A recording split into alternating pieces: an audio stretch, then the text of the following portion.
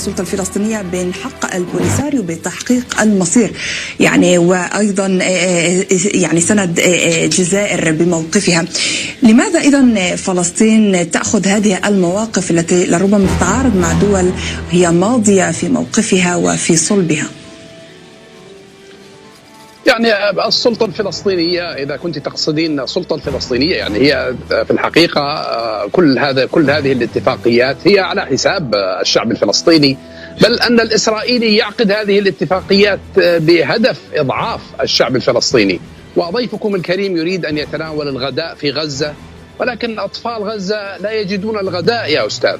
والنظرة إلى أن كل شيء يعني يجب أن يكون لمصلحة إسرائيل، هذه نظرة استعمارية واستعلائية. السلام الحقيقي للإسرائيلي هو في أن يستطيع الفلسطيني أن يعيش على أرضه ويكون لديه كرامة ويكون لديه بلد.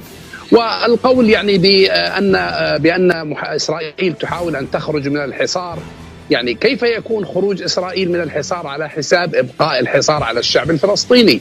يعني هذه النظرة من اليمين الإسرائيلي المتطرف في الحقيقة هي تدمر فرص السلام، خاصة أن الدول العربية تبدي كما هو واضح، يعني تبدي الدول العربية الرغبة الحقيقية بالسلام مع إسرائيل. ولكن هذا الخطأ، يعني الخطأ في النظرة لدى اليمين الإسرائيلي بأنه يجب أن نعقد السلام حتى لو كان هناك عرب على المريخ، يعني نريد أن نعقد معهم السلام، ولا نريد أن نعقد السلام مع المدن الفلسطينية ومع جيرانكم الفلسطينيين. فهذه النظرة في الحقيقة ستدمر السلام، دكتور النصير، تزيد الحقد على إسرائيل. أشكرك.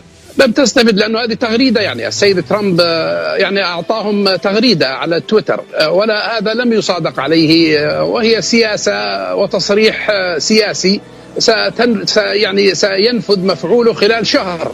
لم يصادق عليه كونغرس، والسيد بايدن لم يأتي إلى البيت الأبيض، وربما يعني لا يقبل بالموقف الأمريكي من الصحراء الغربية. إذن المغاربة حصلوا على تغريدة من السيد ترامب، كما حصل السودانيون أيضا على اتفاقية الآن ربما لا ينفذها الكونغرس. والمغرب نفس الشيء، الإمارات ربما لا تحصل على طائرة الF-35.